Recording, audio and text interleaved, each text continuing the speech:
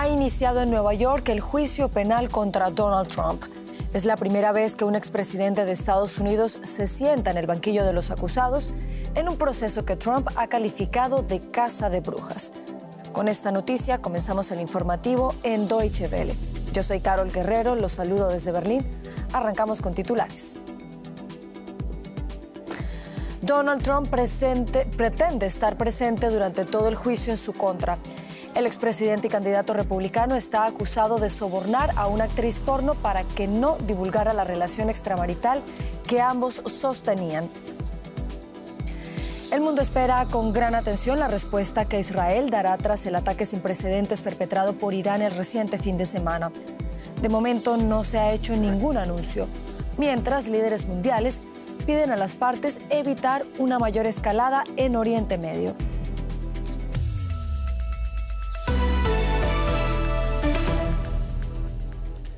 Donald Trump se sienta en el banquillo de los acusados. A menos de 7 meses de las elecciones presidenciales en Estados Unidos, el virtual candidato republicano y expresidente enfrenta un juicio penal en su contra, un hecho sin precedentes para un exmandatario estadounidense. Trump está acusado de falsificar registros comerciales para encubrir pagos realizados a una actriz porno antes de las elecciones de 2016. El expresidente asegura que todo es parte de una persecución política en su contra. No es la primera vez que vemos a Trump entrar a un juzgado, pero sí es la primera vez que un expresidente de Estados Unidos tiene que responder por cargos penales.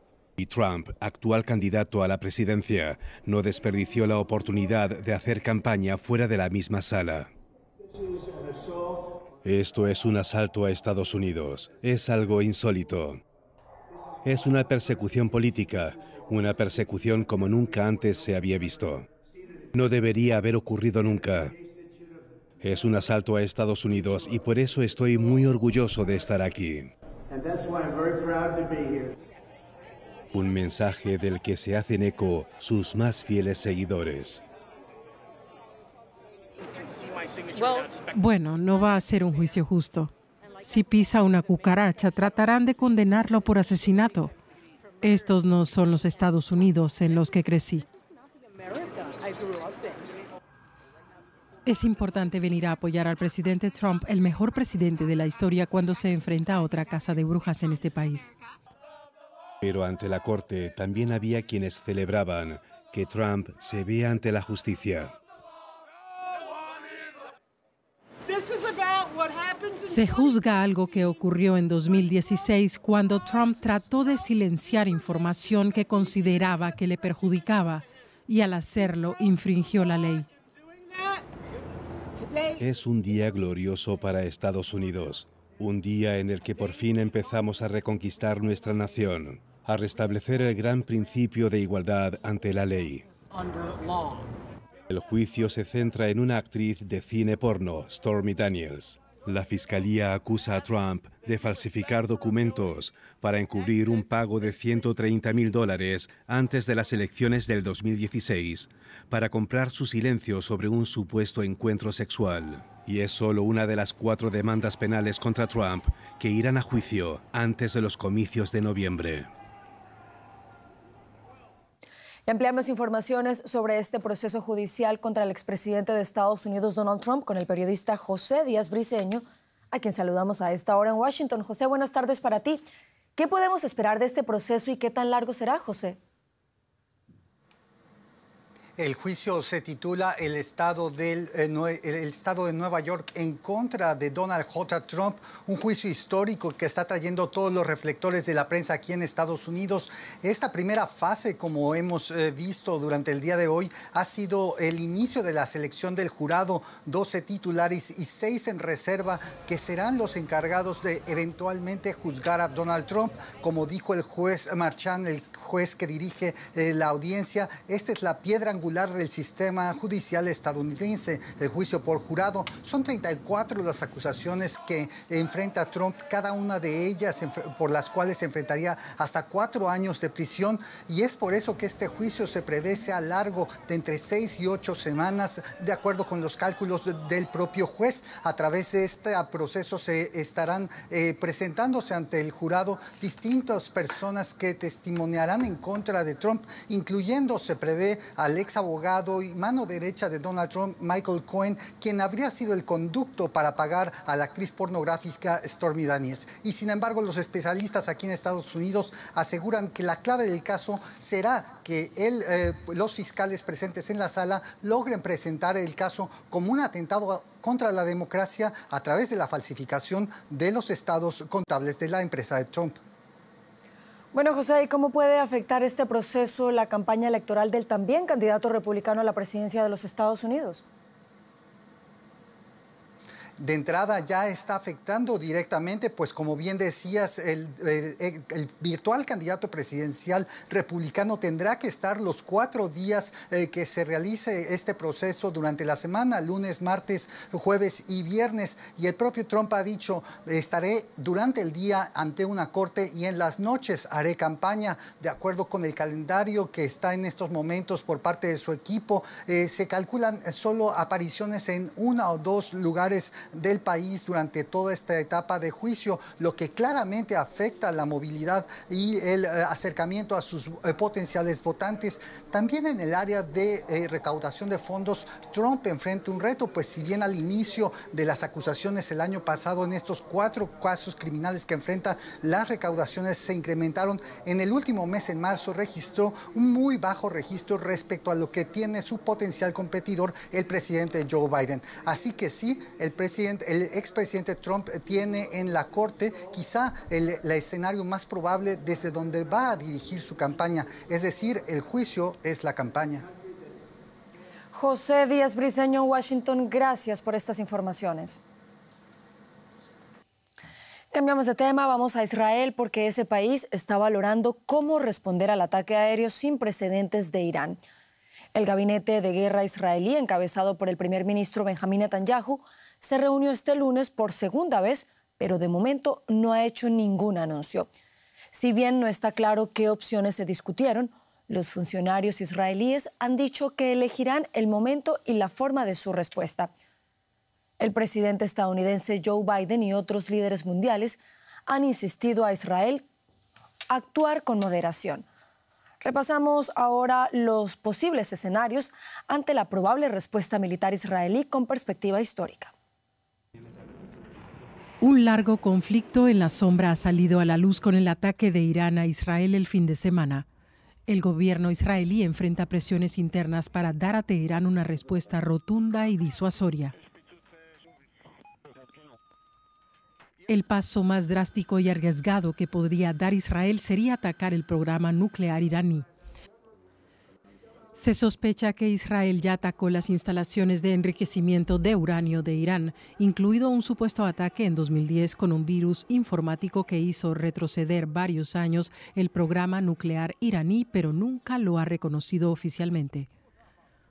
Un paso de menor intensidad sería lanzar ataques aéreos contra instalaciones petrolíferas, aeropuertos militares u otras instalaciones militares. Atentar contra objetivos petrolíferos podría sacudir la economía mundial y atacar al ejército podría forzar una nueva respuesta de Teherán en un ojo por ojo que podría desembocar en una guerra regional. Pero en ambos escenarios hay problemas técnicos. Las existencias de misiles balísticos de largo alcance de Israel son escasas y los aviones de combate deberían llevar a cabo un viaje largo y complicado que aumentaría el riesgo para Israel. Una tercera opción es no dar una respuesta pública oficial y mantener la guerra en la sombra. Se sospecha que en la última década Israel ha asesinado a múltiples funcionarios iraníes e investigadores nucleares. También ataca con regularidad a representantes iraníes en Siria y Líbano. Dejar las represalias en una zona gris sin atacar suelo iraní probablemente permitiría a Israel evitar la escalada que sus aliados, como Estados Unidos, se esfuerzan por contener. Y valoramos la posible respuesta israelí al ataque iraní con Luciano Sácara. Él es profesor investigador del Centro de Estudios del Golfo de Qatar University y nos atiende a esta hora desde Doha. Luciano, pocos dudan de que Israel responderá al ataque de Irán, pero la pregunta sigue siendo ¿cómo? ¿Qué se dice ahí en Oriente Medio en torno a esta retaliación que se espera por parte de Israel? Con las buenas noches para ti, por supuesto. Bueno, buenas noches. Como he dicho el informe muy claramente, Biden está en contra de que haya una escalada y de que Israel tenga una respuesta que sea muy agresiva o muy desproporcionada en relación a lo que pasó este fin de semana. Hay que tener en cuenta que si bien el ataque iraní ha sido masivo por la cantidad de misiles que ha disparado, lo ha hecho de una manera muy anunciada, avisando a Estados Unidos que no iba contra ellos y contra instalaciones militares y no contra población civil, y que el daño ha sido mínimo y no ha habido ninguna baja personal. Por lo tanto, esperar una respuesta que sea muy desproporcionada, como un ataque a centros civiles o matar a alguien más, generaría una escalada que no sabríamos dónde podría terminar. Porque si muere algún funcionario más de la Guardia Revolucionaria o funcionario nuclear, como ha sucedido anteriormente, Irán se va a ver obligado a repetir esta acción. La vara la estableció muy alta Irán e Israel en esta confrontación, y lo que pase de ahora en más puede ser mucho más grave. Irán ha lanzado como entre 200 y 300 misiles y drones, y lo que ha dicho y ha demostrado es que tiene muchos más para poder lanzar en caso de necesidad. Luciano, Benjamín Netanyahu ha sido blanco de duras críticas desde hace ya varios meses. ¿En qué posición se encuentra el primer ministro israelí tras este ataque perpetrado por Irán? Bueno, por una parte ha habido muchas críticas porque hay ciertos sectores que no querían que hubiera una escalada respecto a Irán, pero otros otros miembros del gabinete que no están dentro del gabinete de guerra pedían, por el contrario, una respuesta mucho más agresiva respecto a Irán, y consideran que esta es la excusa que necesitaban para crear una gran coalición, para arrastrar a Estados Unidos y a otros países también a una alianza global en contra de Irán. Hay que recordar que Netanyahu viene advirtiendo de lo que representa Irán para Israel desde hace 30 años casi, y esta era la oportunidad para generar esa alianza. Lo que pasa es que bueno, a Netanyahu se le termina el tiempo, casi se ha dejado de lado lo que está pasando en Gaza en estos días, y no ha habido avance ninguno en las conversaciones sobre la liberación de los rehenes y el alto el fuego en la guerra de Gaza. A propósito de eso que nos dices, Luciano, desde el fin de semana, luego de este ataque iraní a Israel, hemos escuchado a varios líderes mundiales insistir en la necesidad de evitar la escalada. ¿Ha dejado este ataque entonces y el temor de un conflicto mayor en un segundo plano, lo que ocurre en Gaza y con los secuestrados de Hamas?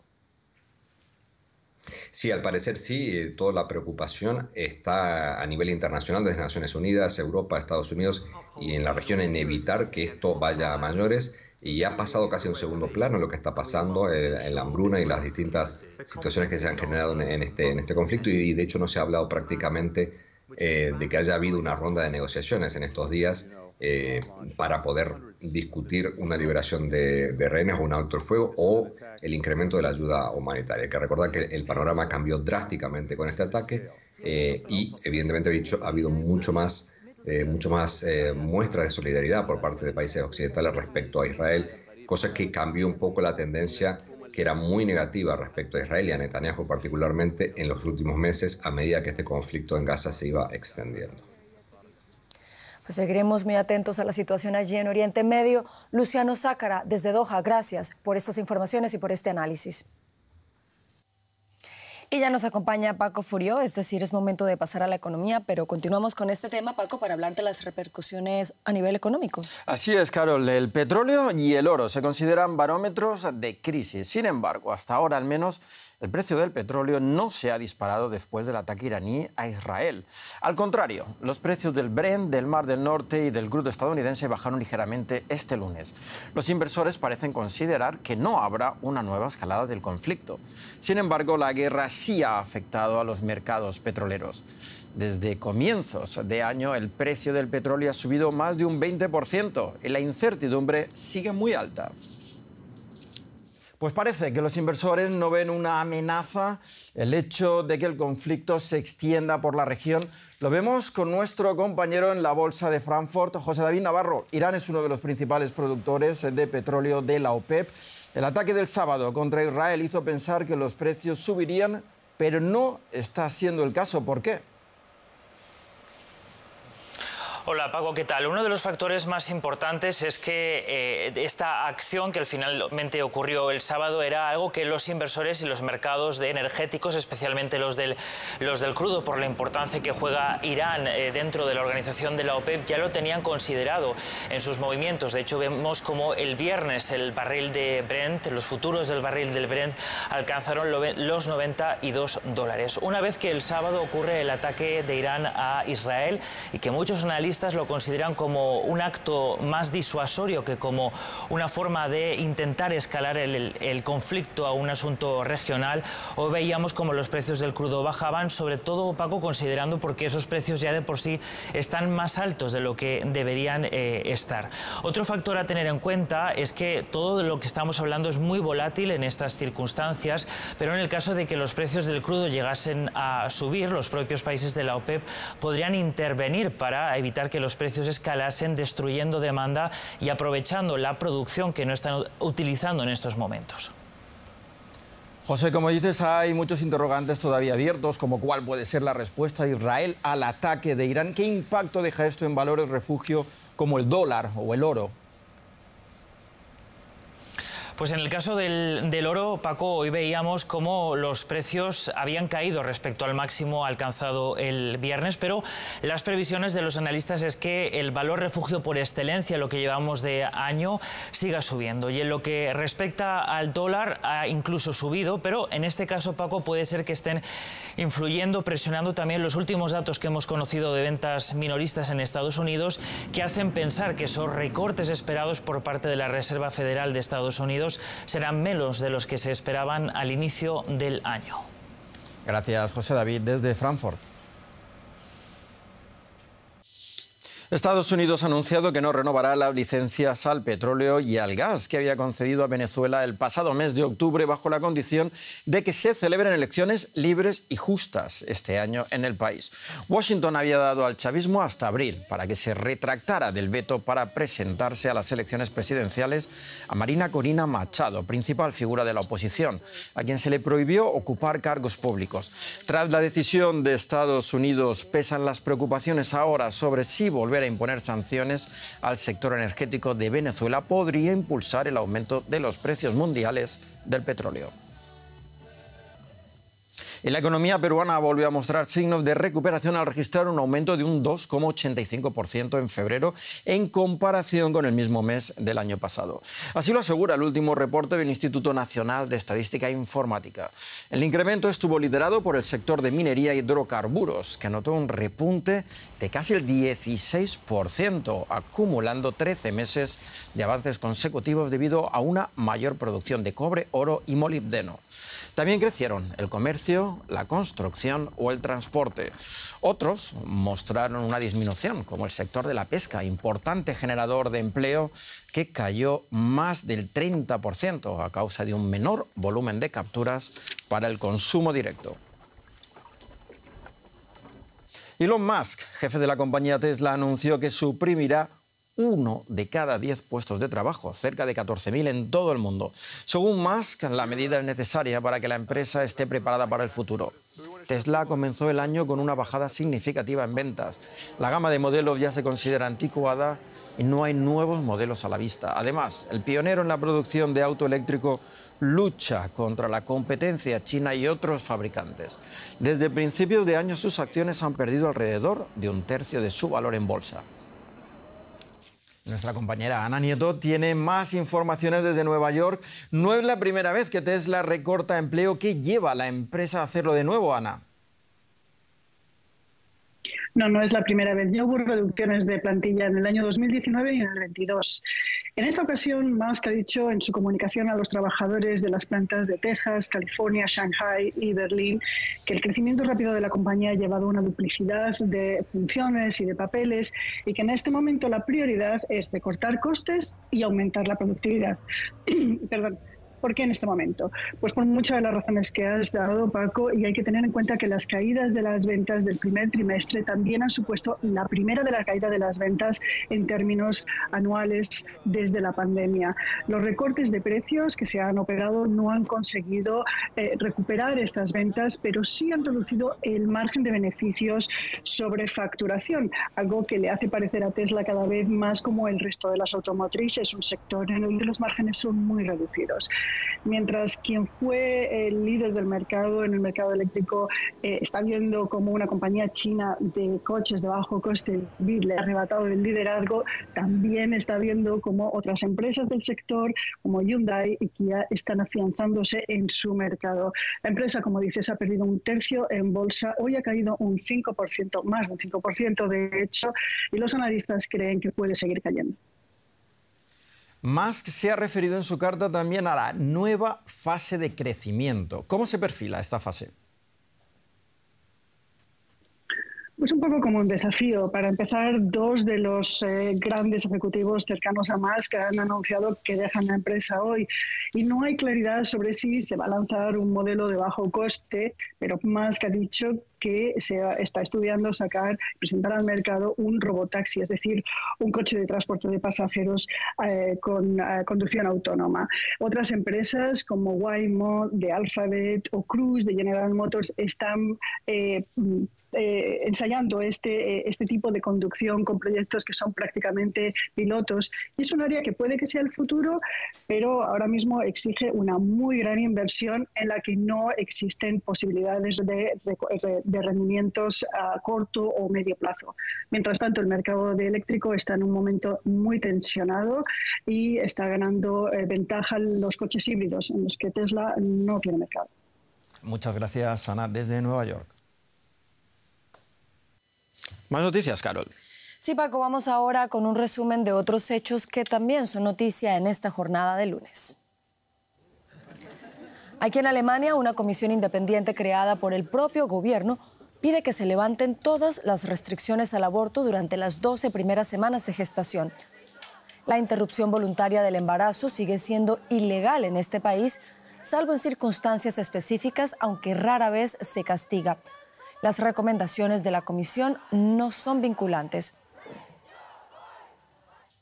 Un obispo y varios feligreses fueron apuñalados durante una misa en la ciudad australiana de Sydney. A través de la transmisión en directo del servicio religioso se vio cómo un joven se acercaba al obispo y lo atacaba. La policía informó de la detención de un sospechoso, un joven de 15 años. Delegados de países de todo el mundo reunidos en una conferencia internacional en París han prometido más de 2.000 millones de dólares en ayuda humanitaria para Sudán. Hace un año que estallaron los combates entre el ejército y los paramilitares. Desde el inicio del conflicto, miles de personas han muerto y hay más de 8,5 millones de desplazados. Y vamos ahora a Bolivia, donde se amplía una red de transporte para mujeres, de mujeres y para mujeres. Para garantizar la seguridad de las pasajeras, se creó la línea Lila, que recorre las calles de la ciudad de El Alto y busca llegar a otros rincones del país. Un gran desafío en un contexto de machismo. Un taxi de la línea Lila en El Alto, Bolivia. Lo conduce Leonarda Palle. Muy buenas tardes, dígame, ¿en qué le podemos ayudar? Un servicio, por favor, ¿Ya? para la zona 16 de julio.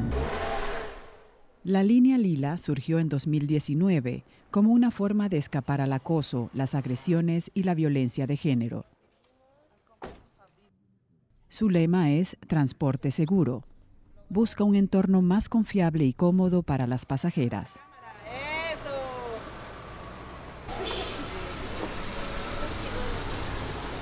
La línea Lila, como mujeres, garantizamos nosotros la seguridad a los pasajeros, a los niños y a toda persona, incluyendo varones. porque hay personas de tercera edad, varones, que sí realmente necesitan el transporte seguro. Julia Quispe, fundadora de la línea, explica que el otro reto es combatir el machismo en el oficio y obtener reconocimiento. Aún no han logrado alcanzar ese objetivo anhelado, a pesar de los intentos para unirse a un sindicato de transporte.